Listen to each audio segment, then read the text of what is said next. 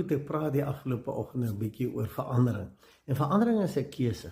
En weet jy hoeveel keer lê ons in 'n bed, dink ons daaraan of loop ons of iewers dan dink ons eers, maar weet wat, ek moet dit verander. Ek moet ophou dit of ek moet meer dit of wat jy ook al.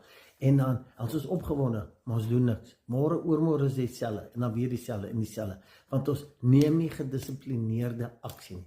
En weet wat moet jy doen? Jy moet vir jou eerstens maak vir jou tyd. Elke oggend waar jy gaan stil raak en net sommer gaan reflekteer, mediteer oor waar jy is. Wat in jou gedagtes aangaan? Wat is jou drome en jou planne? En dan gaan sit en identifiseer die areas wat jy voel wat verandering nodig het. Gaan sê hierdie, dis nie meer wie ek is nie. Dit pas nie meer by my persoonlikheid, by my droom wie ek wil wees nie.